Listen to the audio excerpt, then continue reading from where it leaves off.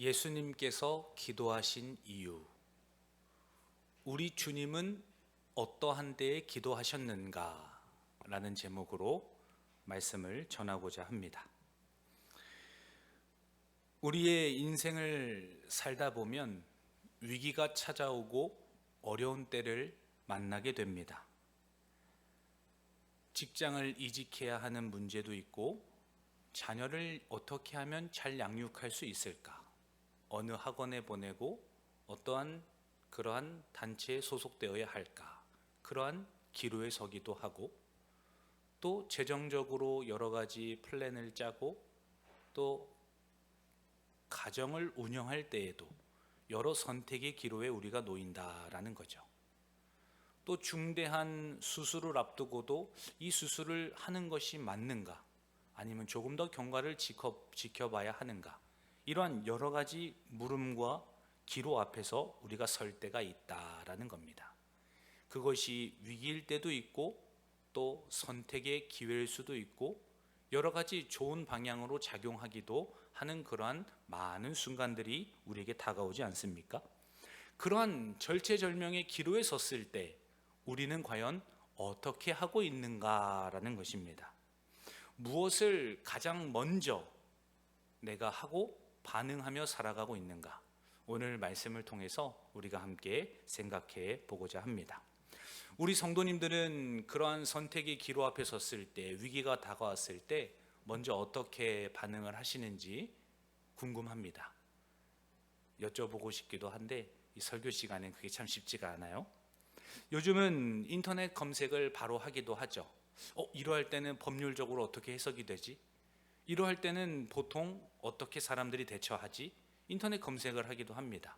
요즘 젊은 분들은 AI 시대로 챗GPT에게 물어보거나 제미나이를 사용하기도 하죠. 거기서 이러한 상황 속에서 어떻게 해야 되는가? 우리가 먼저 그렇게 반응하는 삶을 살아가고 있다라는 거예요. 또 다른 어떠한 부류의 사람들은 그러한 위기 앞에서 현실을 도피하기 위해 어떻게 하면 내가 다 잊을 수 있을까? 게임 중독을 하고 도박에 빠져서 이 어려운 시간을 내가 지나가겠노라. 그렇게 또 대처하는 분들도 계실지 모르겠습니다. 그러나 오늘 본문 말씀에서 예수님은 어떻게 대처하고 계십니까? 예수님은 생명의 위협을 느끼셨고 종교 지도자들과 깊은 갈등을 겪으셨어요. 어떻게 하면 예수를 죽일까 의논하고 모의하고 있는 자들 앞에서 본인의 생명을 위협받는 그 순간에 예수님은 어떻게 반응하셨는가라는 겁니다. 예수님은 이 중대한 결정들과 이 생명의 위협을 앞두고 기도하러 먼저 산에 올라가셨다는 것을 오늘 본문을 통해 깨닫게 됩니다. 예수님께서 기도하셨던 이유는 이 위기를 돌파하는 힘이셨어요. 그리고 사명을 완수할 때에 절대적으로 필요한 능력이 바로 예수님의 기도였다라는 것입니다. 사랑하는 성도 여러분, 오늘 이 시간 말씀과 기도를 통해서 예수님의 그 기도하시는 무릎을 배우기를 주님의 이름으로 간절히 축원합니다. 그런 인생의 굴곡과 이 위기 앞에서 은혜의 삶으로 바꾸는 것은 우리의 경험과 우리의 지식과 이 시대적인 흐름이 아니라 바로 하나님의 개입과 우리의 기도의 능력이다라는 것이에요. 오늘 말씀을 통해 어려운 삶 가운데에도 기도로 말씀으로 승리하시는 저와 우리 성도님들 되시기를 예수님의 이름으로 간절히 축원합니다. 함께 옆에 계신 분들과 인사하기를 원합니다. 기도로 승리합시다. 인사합니다. 아멘. 예수님께서 기도하신 이유가 무엇일까요? 첫 번째로는 오늘 본문 말씀 12절에 나타나 있습니다. 오늘 12절 말씀 함께 한 번 더 읽습니다. 이때에 예수께서 기도하시러 산으로 가사 밤이 새도록 하나님께 기도하시고. 아멘. 12절에 보면 이때에 라고 말씀하지 않습니까? 이때에는 앞에서 본문을 보게 되면 문맥상 흐름을 볼 때에 안식일에 손 마른 사람을 고치십니다. 그리고 일어난 사건 직후에 라는 의미예요. 바리새인들과 서기관들이 노기가 가득하여서 예수님을 어떻게 죽일까 이 모의하던 위기의 상황이었다라는 겁니다. 자칫하면은 예수님께서 그들의 의논과 계략과 의논 앞에서 죽지는 않지만 모진 고통과 아픔을 당하실 수 있는 그러한 절체절명의 위기 앞에서 예수님은 기도하셨다라는 거예요. 예수님은 자신을 적대시하는 자들과 말싸움을 한 것이 아닙니다. 아직은 내가 아버지께로 갈 때가 아니다. 너희들이 지금 나를 해할 수 없다. 내가 너희들에게 결코 죽지 않을 것이다. 이러한 말싸움을 예수님께서 하신 것이 아니에요. 인간적으로 어떤 군대를 만들어 형성하시거나 그들을 물리적으로 대처하는 보호막을 만드셨던 분도 아닙니다. 그러한 인간적인 방법과 세상적인 논리로 본인의 생명의 위협으로부터 지켜내셨던 것이 아닙니다. 세상으로부터 온갖 위험이 다가오고 있지만 예수님께서는 장소를 구별하시고 시간을 구별하셔서 산으로 기도하는 바로 하나님과의 단독자로 서 있는 그곳으로 올라가 하나님과 독대하셨다라는 거예요. 위기가 깊어질수록 기도의 자리도 깊어져야 함을 예수님께서 가르쳐주고 계시다라는 겁니다. 시편 50편 15절 말씀에서도 환난 날에 나를 부르라 내가 너를 건지리니 내가 나를 영화롭게 하리로다 말씀하세요. 우리의 삶 가운데에도 위기가 다가올 때마다 우리는 어떻게 반응해야겠습니까? 예수님께서는 위기가 깊어지면 깊어질수록 오히려 산으로 가서 하나님과의 깊은 만남을 해야 할 것을 제자들에게 가르쳐 주셨고 또한 우리들에게 가르쳐 주셨다라는 거예요. 우리의 삶에도 동일하게 예수님처럼 억울한 일을 만납니다. 위기가 찾아오고 그러한 우리의 가슴 아픈 사연들이 삶에도 찾아오지 않습니까? 그때 보통 사람들은 어떻게 하죠? 하소연을 합니다.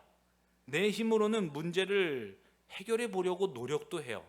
사람도 찾아가고 용하다는 목사님한테 찾아가서 안수기도도 받고 또 예언하시는 분들도 찾아가서 예언기도도 받고 점집을 찾아가는 것과도 별반 다르지 않는 우리의 신앙의 모습들을 보지 않습니까? 조금만 어려운 일이 생기면은 하나님과 단독자로 내가 서려고 하는 그 시도와 반응보다 오히려 자꾸만 사람을 의지하고 환경을 바라보고 내 마음에 흔들리는 것들을 잡아줄 그 누군가에게 자꾸만 의지하는 우리의 모습을 보게 된다라는 거예요. 그러나 이 예수님의 모습을 보면 어떠합니까? 사람들을 찾아가기 전에 먼저 하나님 앞에 단독자로 머무는 그 아름다운 시간을 확보하고 계시는 것을 깨닫게 하신다라는 거예요. 예수님은 제사장을 찾아가서 그를 개종시킬 수도 있었습니다. 종교 지도자들을 모아가지고 단숨에 믿음을 심어 넣어줄 수도 있으셨어요. 그러나 그러한 방법이 아니라 하나님의 뜻이 하늘에서 이루어진 것처럼 이 땅 가운데 어떻게 이루어질 것인가, 하나님이 어떠한 일들을 이루실 것인가를 물으시면서 그 위기 상황 속에서도 하나님께 먼저 기도하였다라는 겁니다. 사랑하는 성도 여러분, 세상은 우는 사자와 같이 우리를 삼키려고 소리를 지르고 날마다 먹잇감을 찾듯이 우리를 넘어뜨리려고 합니다. 그러할 때 우리가 어떻게 반응해야 합니까? 무릎을 꿇어야 하는 것이에요. 가정의 문제, 직장의 문제, 의식주의 문제, 일터와 사업장과 교회와 모든 관계된 가운데 문제가 있을 때에 하나님께서는 무릎을 꿇기를 원하시는 것이지 우리의 힘과 지혜와 경험으로 그 일들을 돌파하기를 원하고 계시지 않다라는 겁니다. 다니엘서 6장 말씀에도 보면 다니엘의 그 사자굴에서의 기도를 우리가 잘 알고 있지 않습니까? 얼마나 다니엘이 총명하고 나라를 잘 운영했던지 당시에 같은 총리로 뽑혔던 사람들이 이 다니엘을 죽이려고 합니다. 그래서 음모를 하잖아요. 다리오 왕에게 가서 조서를 만들고 거기에 인장을 찍어서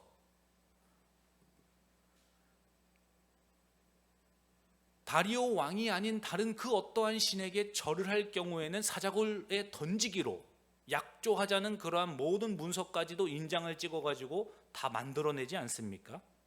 그러나 다니엘은 그러한 위기 속에서도 예루살렘을 향하여서 기도하던 일을, 하루에 3번씩 기도하던 일을 결코 멈추지 않습니다. 위기 앞에서도 기도를 멈추지 않았던 이 다니엘의 신앙, 여호와 하나님 앞에 신실한 단독자로 섰던 그 믿음을 우리가 보게 된다라는 겁니다. 우리 함께 말씀을 찾아보기를 원합니다. 다니엘서 6장 7절과 10절입니다. 다니엘서 6장 7절과 10절입니다. 다니엘서 6장 7절부터 10절까지 읽습니다. 시작. 이에 총리들과 고관들이 모여 왕에게 나아가서 그에게 말하되 다리오 왕이여 만수무강하옵소서. 나라의 모든 총리와 지사와 총독과 법관과 관원이 의논하고 왕에게 한 법률을 세우며 한 금령을 정하실 것을 구하나이다. 왕이여 그것은 곧 이제부터 30일 동안에 누구든지 왕 외에 어떤 신에게나 사람에게 무엇을 구하면 사자굴에 던져 넣기로 한 것이니이다. 그런즉 왕이여 원하건대 금령을 세우시고 그 조서에 왕의 도장을 찍어 메대와 바사에 고치지 아니하는 규례를 따라 그것을 다시 고치지 못하게 하옵소서 하며, 이에 다리오 왕이 조서에 왕의 도장을 찍어 금령을 내니라. 다니엘이 이 조서에 왕의 도장이 찍힌 것을 알고도 자기 집에 돌아가서는 윗방에 올라가 예루살렘으로 향한 창문을 열고 전에 하던 대로 하루 3번씩 무릎을 꿇고 기도하며 그의 하나님께 감사하였더라. 아멘. 다니엘은 이 위기의 상황 속에서도 음모와 자기를 죽이려고 하는 그 동료들의 어려움과 핍박 속에서도 결코 기도를 놓지 않았다는 것을 보게 하신다라는 거예요. 사랑하는 성도 여러분, 삶의 위기가 닥쳐오고 또 갈등이 발생했을 때 그 순간을 지나가기 위하여서 스마트폰에 매달리거나 영상을 시청하는 것도 좋은 방법일 수 있습니다.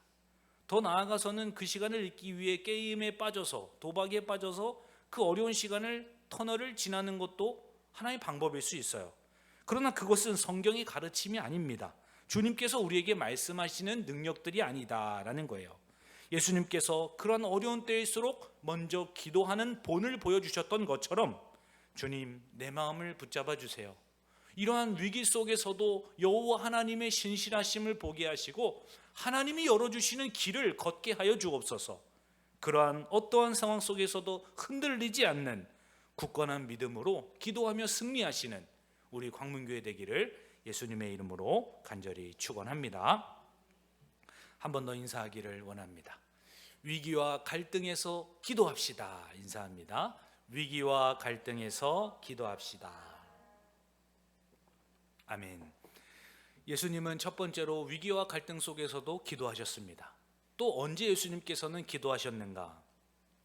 중대한 결정을 앞두고 기도하셨다라는 겁니다.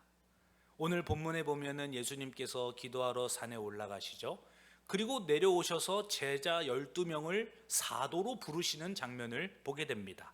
이렇듯 중요한 결정 앞에서, 이 중대한 상황 앞에서 예수님은 기도하셨다라는 거예요. 오늘 본문 말씀 13절부터 16절까지 우리 한 번 더 읽습니다.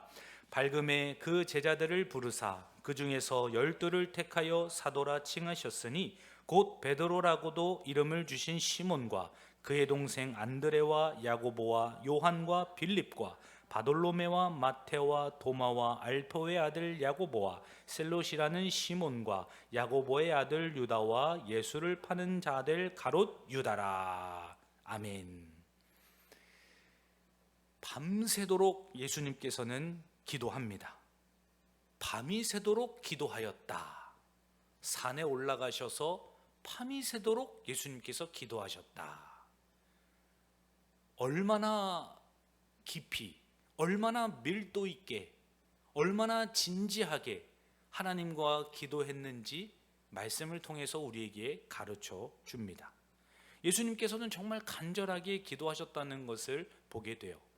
겟세마네 동산에서도 십자가를 앞에 두고 땀방울이 핏방울이 되도록 기도하셨어요. 그것만큼 못지않게 제자들을 12사도로 부르실 때에도 밤이 새도록 간절한 마음으로 예수님께서는 하나님께 기도하셨다라는 겁니다. 사랑하는 성도 여러분, 우리의 삶에도 중대한 결정들이 있어요.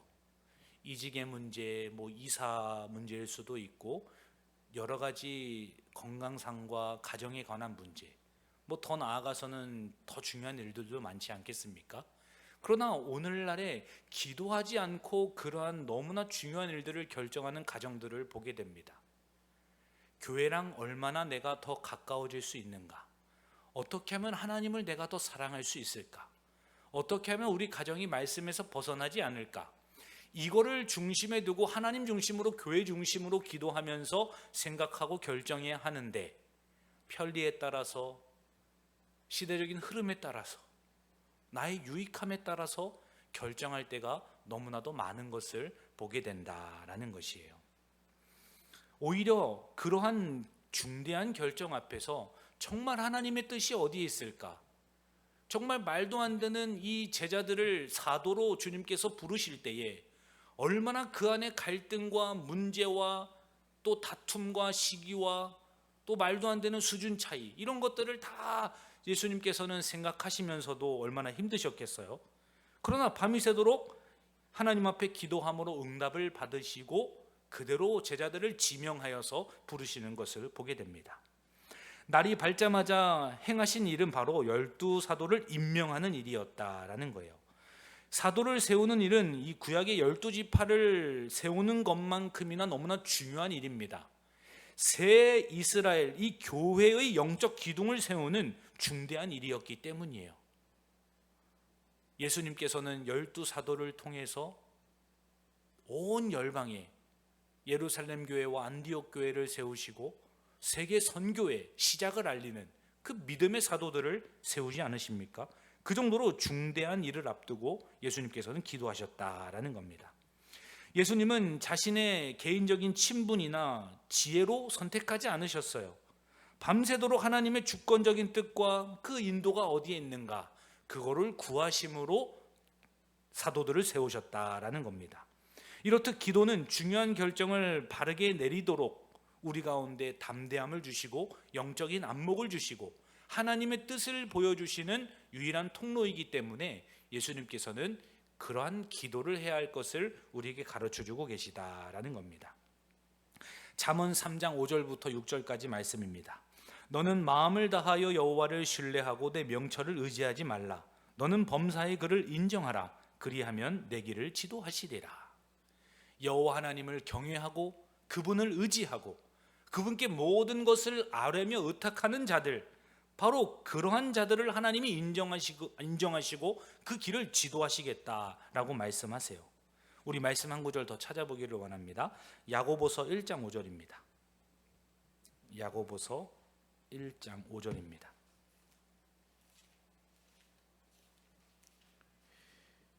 야고보서 1장 5절 읽습니다. 시작.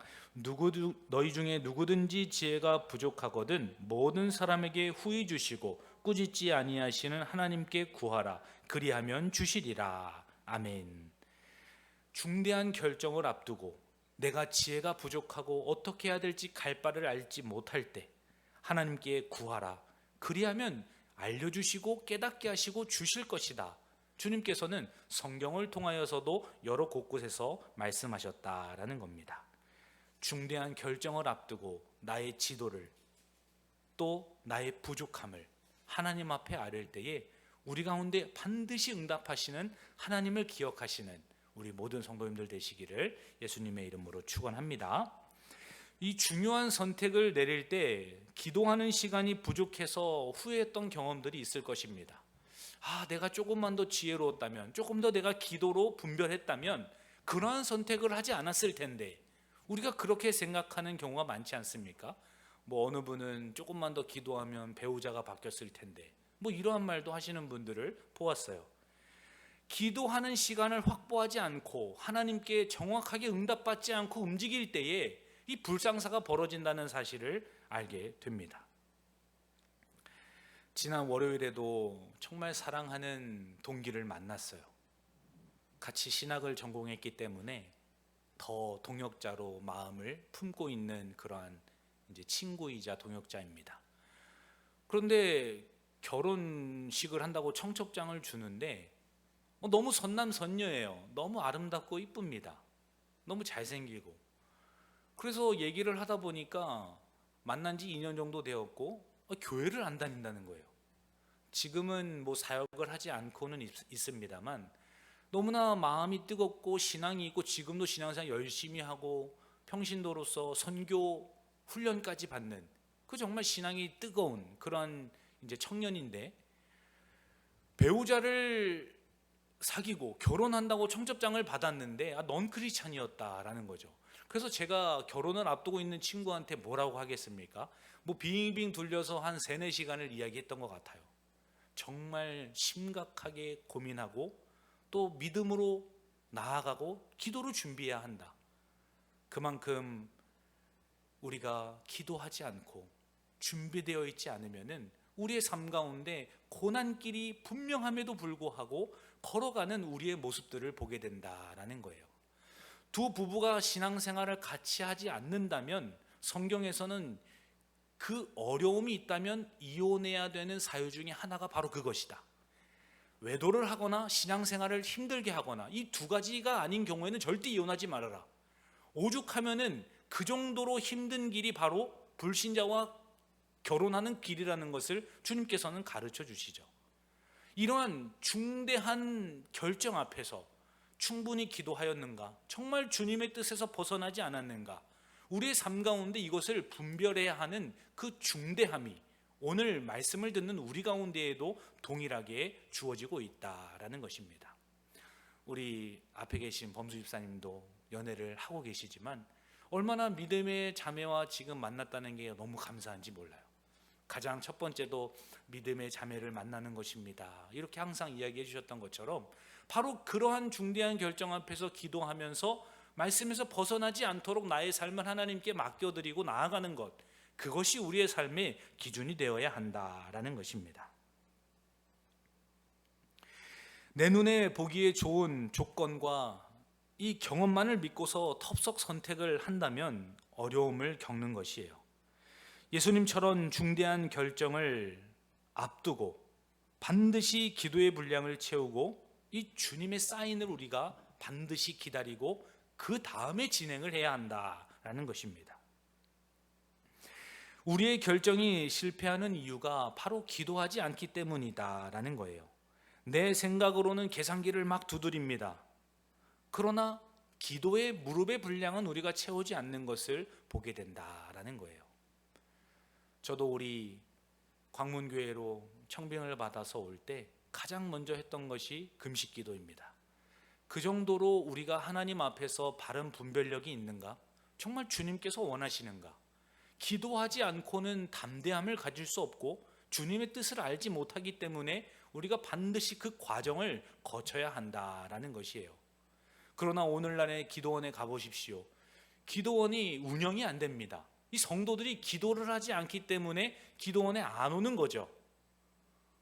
교회도 잘 안 오는데 기도원은 가겠습니까?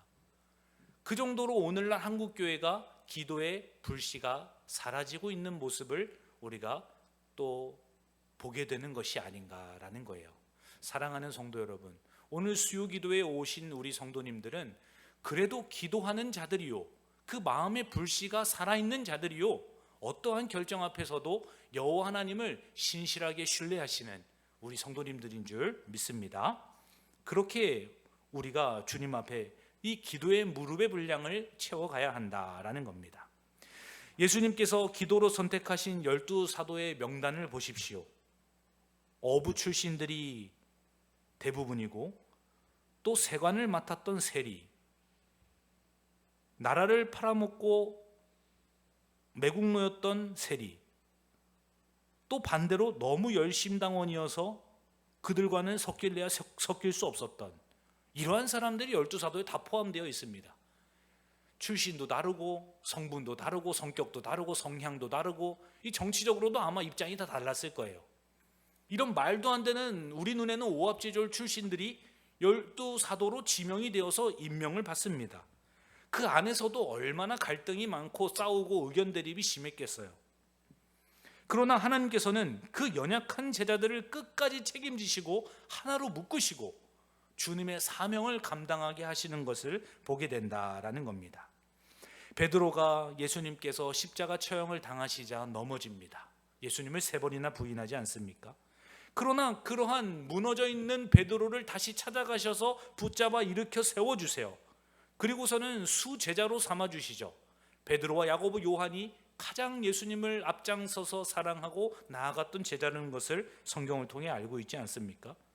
또 돈만 바라보고 모든 세관에서 큰 유익을 차지하였던, 본인의 주머니를 배불리했던 이 마태도 이 복음서의 저자로 바꾸세요. 마태복음을 기록하지 않았습니까? 말도 안 되는 세속적인 사람을 하나님께서 사도로 세우시고 그를 끝까지 인도하셨던 것을 보게 된다라는 겁니다. 이러한 자들을 통하여서 전 세계의 교회가 세워지는 이 하나님의 완전한 드라마, 이 드라마틱한 승리를 하나님께서 보여주셨다라는 거예요. 로마서 8장에서도 사도 바울은 외부적으로는 교회를 핍박하고 네로 황제는 자꾸만 그리스도인들을 잡아 죽이고, 또 교회 내부적으로는 거짓 선지자들이 판을 치고, 또 유대인 그리스도인들이 자꾸만 할례를 받아야 된다 그러고 율법으로 자꾸만 돌아가야 된다고 같이 겸해야 된다는 이런 내부적인 갈등도 겪고, 그러자 교회가 흔들리는 것이 아니다. 결코 이러한 외부적인 압력과 내부적인 갈등이 있어도 결코 하나님의 역사하심은 망하지 않는다. 하나님이 알고 계시고 끝까지 책임지신다. 그러면서 했던 말이 무엇입니까? 모든 것이 합력하여서 선을 이루느니라.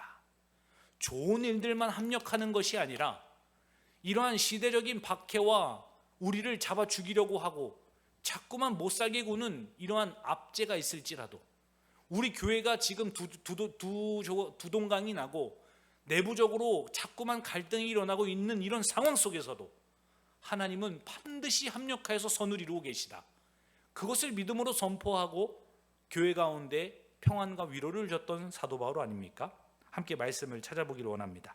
로마서 8장 28절과 29절입니다. 로마서 8장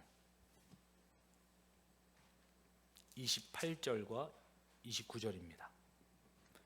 시작.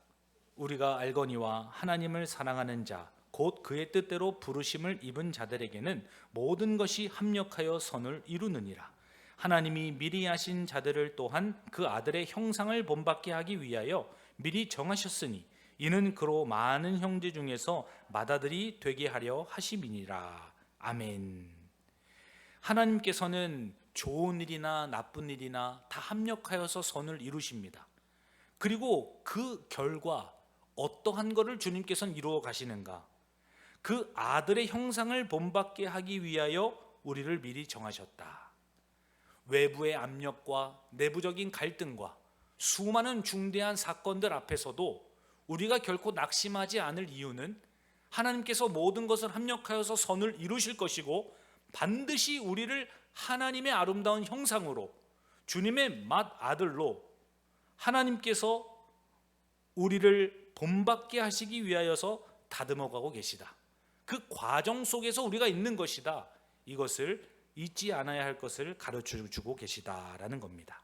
사랑하는 성도 여러분, 인생의 큰 결정을 앞두고 있다면 나의 생각대로 나의 임의대로 결정하는 것이 아니라 하나님의 인도를 구하는, 이 집중해서 작정기도 하시는 우리 모든 성도님들 되시기를 예수님의 이름으로 간절히 축원합니다.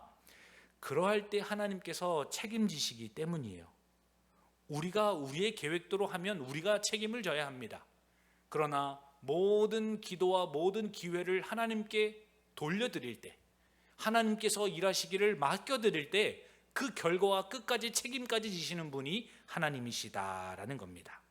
마지막으로 우리 17절과 19절 우리 말씀 함께 읽습니다. 예수께서 그들과 함께 내려오사 평지에 서시니 그 제자의 많은 무리와 예수의 말씀도 듣고 병고침을 받으려고 유대 사방과 예루살렘과 두로와 시돈의 해안으로부터 온 많은 백성도 있더라. 더러운 귀신에게 고난받는 자들도 고침을 받은지라. 온 무리가 예수를 만지려고 힘쓰니 이는 능력이 예수께로부터 나와서 모든 사람을 낫게 함이로라. 아멘. 우리가 마지막으로 기억하실 것은 예수님께서는 기도하시면서 제자들만 부르신 것이 아니에요. 지금 예수님을 믿고 있는 우리, 그 많은 무리들 가운데 제자들을 부르신 것처럼 많은 세상의 사람들 가운데 우리를 택하여 부르시고 제자가 되게 하셨고 하나님의 자녀로 삼아주셨다라는 것입니다. 제자들만큼이나 우리가 하나님께 택함받은 주님의 사람들이라는 것을 잊지 않아야 한다라는 겁니다. 산에서 내려오신 예수님 앞에는 많은 무리가 가득했어요. 산에 계시다가 평지로 내려왔을 때에 온 많은 백성이 각 지역과 지방에서 예수님께 병고침을 받으려고 모이지 않습니까? 그들의 의도는 너무나 뻔했어요. 예수님 손에 있는 능력들과 먹을 것들, 예수님께서 오병이어 사건들을 일으키시고 그 영혼들의 피로를 채워주신다는 그 기복적인 신앙, 언제든지 그러한 것들이 채워지면 예수님을 또 우르르 다 빠져나가는 그러한 일반적인 무리들, 그러한 사람들이 군중이었다는 것을 보게 됩니다. 요한복음 6장 26절 말씀이에요. 예수께서 대답하여 이르시되 내가 진실로 진실로 너희에게 이르노니 너희가 나를 찾는 것은 표적을 본 까닭이 아니요 떡을 먹고 배부른 까닭이로다. 당시에 많은 사람들은 예수님을 배고파서 찾았고 병고침을 받기 위해 찾았던 것이지, 예수님의 입에서 선포되는 말씀과 하나님 나라의 복음, 그 하나님 나라의 진짜 왕이 예수 그리스도라는 사실에 대해서는 전혀 관심이 없는 사람들이 바로 군중들이었고 무리들이었다라는 거예요. 예수님은 밤새 기도하셔서 그냥 그저 그런 무리가 아니라 그 중에서 사도들을, 제자들을 따로 부르셔서 세우신 것입니다. 이 랍비 사회 속에서 제자는 과연 어떠한 사람들이었는가 살펴보면은 단순히 이렇게 배움만을 지식적으로 습득하는 학생이 아닙니다. 제자는 스승의 삶과 인격, 행동, 방식, 모든 사고 방식까지 그대로 복사하여서 스승과 같이 된 사람, 이것이 유대 랍비 사회 속에서 통용되고 있었던 제자라는 의미이다라는 거예요. 예수님께서는 자신의 삶, 나의 자신의 인격, 그리고 행동 방식을 그대로 제자들이 따라서 살기를 원하셨다라는 겁니다. 예수님께서도 누가복음 9장 23절에서 말씀하셨어요. 우리 함께 말씀 한 구절 더 찾아보기를 원합니다. 누가복음 9장 23절입니다. 누가복음 9장 23절 읽습니다. 또 무리에게 이르시되 아무든지 나를 따라오려거든 자기를 부인하고 날마다 제 십자가를 지고 나를 따를 것이니라. 아멘. 예수님께서도 나를 따라오려거든, 나의 진짜 제자가 되려거든 날마다 너 자신을 부인해야 하고 십자가를 지고 나를 따라야 한다. 예수님의 사고방식, 예수님의 삶, 인격, 모든 성품들을 배워야 할 것을 가르쳐 주셨다라는 거예요.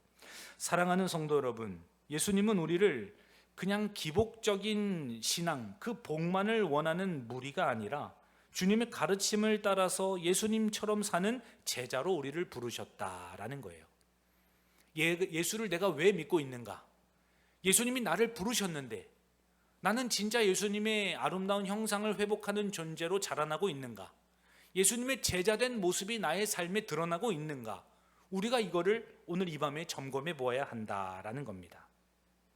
왜 우리는 기적만 구하는 이러한 무리들의 신앙과 다르게 제자의 삶으로 우리가 살아가야 하는 것입니까?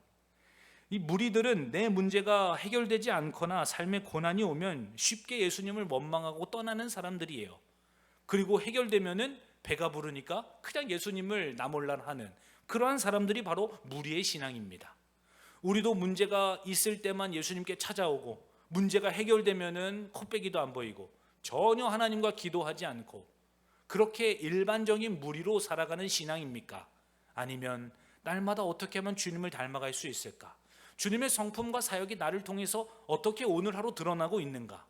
주님이 내 성품을 어떻게 다듬어 가시고 나의 삶 가운데 직접 개입하시고 나를 주장하고 계시는가? 이걸 민감하게 내가 날마다 반응하면서 하나님과 더 깊은 관계로 나아가고 있는가?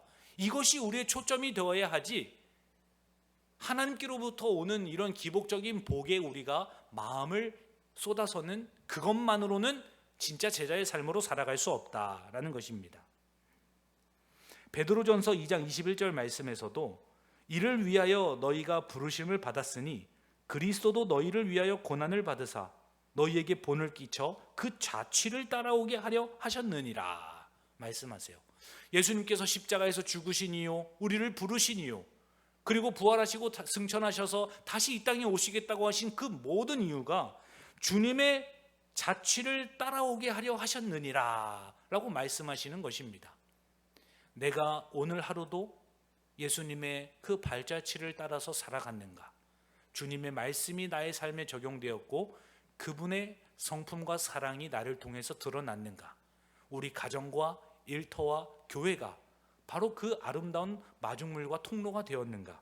우리가 이것을 늘 돌아보면서 무리의 신앙을 넘어 제자의 신앙으로, 제자의 삶으로 우리가 살아가야 한다라는 겁니다.